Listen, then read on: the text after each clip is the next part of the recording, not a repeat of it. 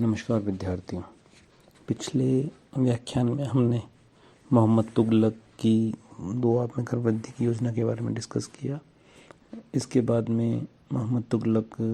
ने राजधानी परिवर्तन का भी न प्रयोग किया, जिसकी बात हम अगले व्याख्यान में करेंगे। अभी कृषि की बात करते हुए हम आगे बातों को बढ़ाते हैं कि दिल्ली राजधानी परिवर्तन जब किया, उसके बाद जब पुनः सुल्तान दिल्ली लौटा तो सुल्तान ने अकाल पीड़ितों की रक्षा के लिए और कृषि की दशा में सुधार के लिए प्रयास करना शुरू किया। जैसा कि मैंने आपको पहले कहा था कि अकालग्रस्त क्षेत्र की लगान माफ़ कर दिए गए या अत्यधिक कम कर दिया गया, सिंचाई के लिए कुएं खुदवाए गए, किसानों को तकाबी ऋण दिए गए और अन्न वितरण की समुचित व्यवस्था की गई और अनेक स्थानों पर तो भोजन भी बनाकर बांटा गया। लेकिन ये जो प्रयास थे, ये दोआब में कर वृद्धि की असफलता को ढक नहीं पाए और दोआब पहले जैसा नहीं हो सका। लेकिन मोहम्मद बिन तुगलक, जैसा कि उसका चरित्र था कि वो भी हताश होने वाला जीव नहीं था और यही कारण था कि 1341-42 में उसने एक नई योजना प्रारंभ की और वो योजना थी दीवाने कोही की या कृषि विभाग की स्थापना। सुल्तान दोआब के उजाड़ क्षेत्र को पुनर्वास करना चाहता था और यही कारण था कि उसने कृषि विभाग की स्थापना की। इस विभाग का जो उद्देश्य था वो था कि राज्य की सीधी आर्थिक सहायता प्रदान कर कृषि योग्य भूमि का विस्तार किया जाए और प्रयोग के लिए जो भूखंड चुना गया वह जो लगभग 60 वर्ग मील का था और यहाँ पर सुल्तान ने कृषि मंत्री या दीवाने को ही के अधीन 100 कर्मचारियों को नियुक्त किया कि वो इस योजना को कारगर ढंग से पूरा करेंगे और इसके लिए उनसे शपथ भी ली गई कि वो एक बलिष्ठ या 1 इंच भूमि को भी बेकार नहीं जाने देंगे। और इन कर्मचारियों को आदेश दिया गया कि वो कृषि योग्य भूमि को उपजाऊ बनाएंगे और किसानों को प्रोत्साहित करेंगे कि वो भूमि ज़्यादा से ज़्यादा भूमि को कृषि जोत के अंतर्गत लेके आए। और इस योजना में लगभग 70 लाख का बजट, 70 लाख टन का बजट निर्धारित किया गया और इस योजना की जो अवधि थी वो 3 साल रखी गई। कार्य शुरू हुआ, भूभागों के क्षेत्रों में विभाजित किया गया, जौ की जगह गेहूं की जगह गन्ना लगाने की प्रयास किया गया और भूमि का संपूर्ण उपयोग इस योजना में किया गया। कृषि को उपजाऊ बनाएं, किसानों को प्रोत्साहित करें, सुधार लेके आएँ, फसल में सुधार लेके आएँ और ये सारा कार्य किया गया। लेकिन कर्मचारियों की अयोग्यता और बेईमानी ने इस योजना को भी असफल कर दिया। खेती के लिए जो रकमें दी गई थी वो रकमें अधिकारी और कर्मचारी बीच में ही खा गए और जिन भूखंडों के लिए रकमें दी गई थी वो भूखंड भी कृषि योग्य नहीं बन सके।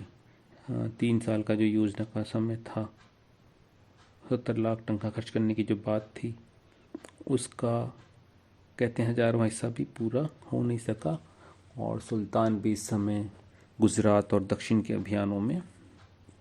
व्यस्त हो गया और यही कारण था कि वो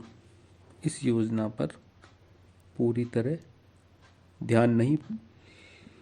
दे पाया और ये योजना थी वो असफल हो गई। क्योंकि सुल्तान यदि इस योजना में पूर्णतः ध्यान देता तो हो सकता था कि ये योजना सफल होती। शम्स शफीफ के अनुसार 2 करोड़ टन का खर्च किया गया, वहीं बर्नी कहता है कि 70 लाख टन का खर्च हो गया और हो सकता है कि बर्नी केवल 2 साल की बात करता है कि 2 साल में 70 लाख टन के खर्च हुए हों और उसके बाद में ये राशि बढ़ाकर 2 करोड़ टंका हो गई हो। कुल मिलाकर सुल्तान का कृषि सुधार का ये प्रयोग भी असफल रहा। योजना अच्छी थी, पर बुद्धिमान सुल्तान भी इस योजना में बेवकूफ़ बन गया और ये सुल्तान का दुर्भाग्य ही कहा जाएगा कि योजना असफल रही। अब इस योजना के असफलता के क्या कारण थे, इसमें भी विद्वानों के द्वारा अलग कारण दिए गए हैं। विद्वान बताते हैं कि प्रयोग के लिए जो या भूमि प्रयोग के लिए या कृषि सुधारों के लिए या नए प्रयोग के लिए जो भू क्षेत्र चुना गया था वह उपजाऊ नहीं था। दूसरा कहते हैं कि ये जो प्रयोग सुल्तान का था एकदम नया प्रयोग था और सुल्तान को इस पर ध्यान देना चाहिए था, पर सुल्तान ऐसा नहीं कर पाया और राज्य कर्मचारी भी इस प्रयोग को सही ढंग से संपन्न करने में कुशल नहीं थे, अतः वह भी इसको कुशलतापूर्वक पूरा नहीं कर पाए और इस अयोग्य कर्मचारियों को इस योजना को पूरा करने का जिम्मा दिया गया और यही कारण था कि योजना असफल रही। तीसरी बात कहते हैं कि प्रयोग लगभग 3 साल तक ही चला, जबकि कृषि सुधार जो है या भूमि सुधार का जो काम है वो एक लंबी अवधि का काम है और इतनी कम अवधि में किसी ठोस परिणाम की आशा नहीं की जा सकती थी।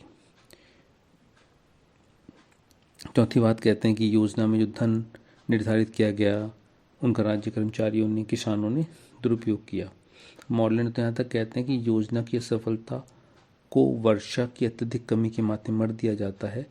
परंतु वास्तव में वर्षा की कमी के कारण योजना उतनी असफल नहीं हुई जितनी प्रशासनिक गड़बड़ी के कारण हुई।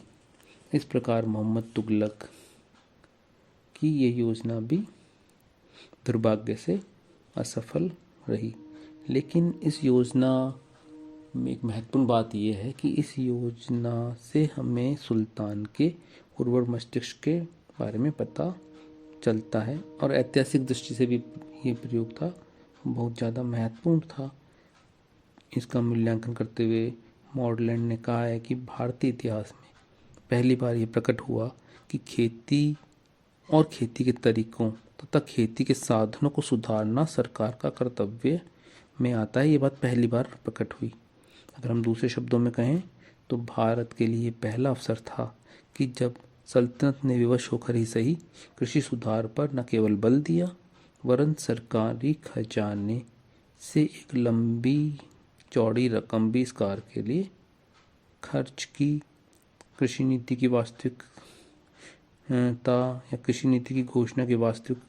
बल इस बात पर दिया गया कि जो भूमि जोती जा रही है वो तो बराबर जोती जाए और जो भूमि जोती नहीं जा रही है, जो भूमि खाली पड़ी हुई है, उसको भी जोत के अंतर्गत लाया जाए। तो ये जो बात थी इस योजना में वो ऐतिहासिक दृष्टि से बड़ी महत्वपूर्ण थी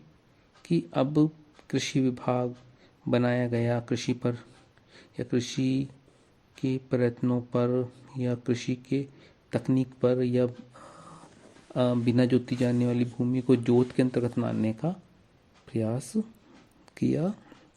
गया। यद्यपि ये योजना सफल रही, लेकिन इस योजना की महत्ता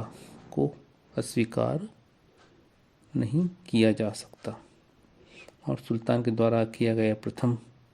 प्रयास था जिसमें राजकीय कर्तव्यों या जिसमें कृषि सुधार राजकीय कर्तव्यों में शामिल हो गया। इस प्रकार यद्यपि सुल्तान की योजना असफल रही, लेकिन उसके बाद भी इस योजना ने सरकारी कर्तव्यों में कृषि को स्थान दिला दिया और इसलिए योजना बहुत महत्व की या सुल्तान की दूरदर्शिता की या उसके उर्वर मस्तिष्क की या उसके विद्वान होने की या उसकी विद्वता की पूरी सिद्ध का पूरा प्रमाण इस योजना के द्वारा हमको मिलता है। अब अगले व्याख्यान में हम सुल्तान का एक अलग जो प्रयोग था राजधानी परिवर्तन का, उसके बारे में बात करेंगे। धन्यवाद।